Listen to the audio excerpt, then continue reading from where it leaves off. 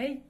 Bonjour tout le monde, si vous ne me connaissez pas, je m'appelle Déborah, je suis une photographe spécialisée dans le mariage et aujourd'hui je voulais vous parler un petit peu de toutes ces choses que nous les photographes on aimerait bien que vous sachiez. Des choses qui pourraient en fait nous faciliter la vie le jour de votre mariage. On va commencer par le commencement. Si vous prenez un photographe pour prendre en photo vos préparatifs, s'il vous plaît, je sais que c'est pas facile étant moi-même une grande bordélique, mais si vous pouviez essayer de faire en sorte que l'endroit où on prend les photos des préparatifs ne soit pas complètement en bazar, ce serait vraiment très chouette. C'est pas forcément chouette quand on vous prend en photo, que vous êtes magnifique dans votre robe, vous êtes en train de vous faire maquiller, mais derrière vous il y a 4 bouteilles de coca à moitié vides, qu'il y a encore les restes de la bouffe de ce matin. Je comprends que ce soit le bordel et je pense que le jour de mon mariage ça va être un bordel sans fin. Je n'en veux pas à mes mariés, très loin de là, mais si vraiment vous voulez être au top pour vos photos et que vos photos soient vraiment magnifiques, essayez de cacher le bordel dans des placards quoi. On met tout sous les meubles,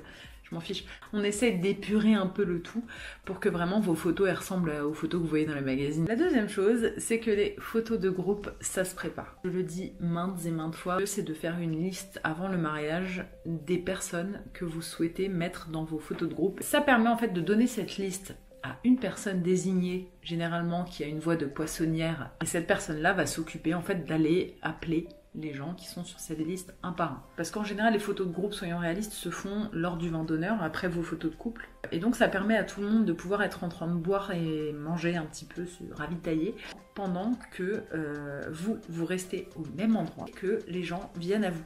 J'ai des séances de groupe parfois pour 100 invités qui durent même pas 20 minutes, parce que on a tout listé, parce que tout a été bien organisé, et j'ai des séances de groupe qui s'éternisent, mais de fou. Là au moins la personne, enfin les mariés restent au même endroit, ils ne bougent pas et les gens viennent à eux tranquillement, parce que c'est beaucoup plus facile. La troisième chose qui nous faciliterait grandement la vie aujourd'hui, ce serait d'interdire littéralement aux gens de sortir leur téléphone portable ou leurs appareils photo pendant les cérémonies, pendant la mairie, etc. Ça, ce serait mais vraiment le paradis sur terre, quoi. Parce que les gens se mettent devant nous, parce qu'on doit nous, alors que c'est notre travail et que vous nous payez pour ça, on doit se faufiler à travers les gens qui se mettent n'importe où devant nous, comme si on n'existait pas. Est-ce que vous pourriez dire, s'il vous plaît, à vos invités de ne pas vous et nous suivre pendant votre séance photo de couple ? C'est assez récurrent pour que j'ai envie de vous en parler. En général, j'ai déjà dit, cette séance-là, on l'a fait pendant le vin d'honneur, pendant que les gens sont tranquillement en train de faire autre chose. Si on le fait à ce moment-là, c'est justement pour éviter que les gens nous suivent. Donc essayez dans votre emploi du temps de la journée de faire en sorte qu'il y ait un temps où les invités sont occupés à autre chose pour qu'on puisse tranquillement faire vos photos de couple. Ça vous permet de ne pas vous sentir mal à l'aise parce qu'il y a 10 personnes derrière qui sont en train de prendre aussi des photos. Ça me permet moi de prendre le temps avec vous et ça vous permet vous aussi de prendre le temps de vous retrouver. Parce que cette journée-là, on fait très attention à tous ces invités, on est partout à la fois et on prend pas de temps. Et voilà, essayez de prévoir ce temps-là et de demander aux gens de ne pas vous suivre.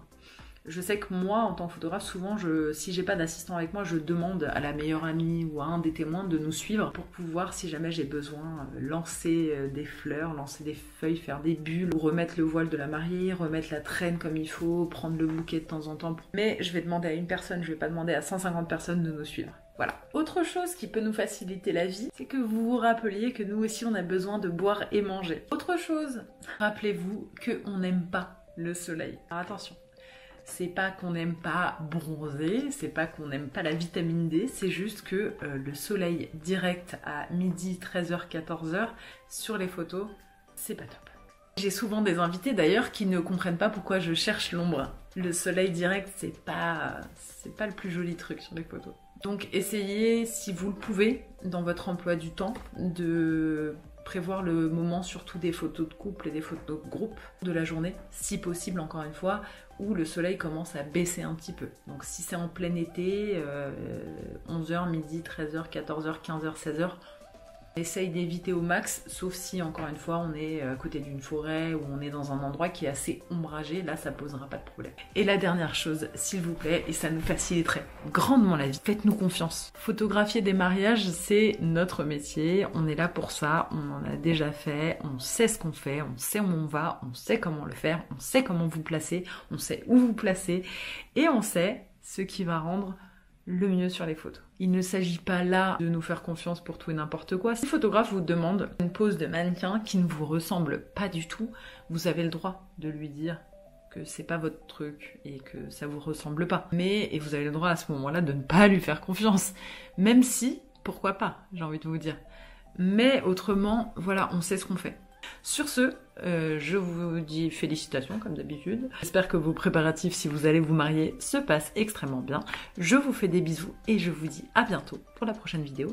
N'hésitez pas à aller jeter un œil sur la chaîne pour voir s'il y a d'autres vidéos qui pourraient vous aider. Si tu as envie de continuer à m'écouter parler, tu peux aller voir sur la chaîne et t'abonner, laisser un petit commentaire, me poser des questions si tu as envie. Et voilà, je te fais des bisous. Je te dis à bientôt. Salut!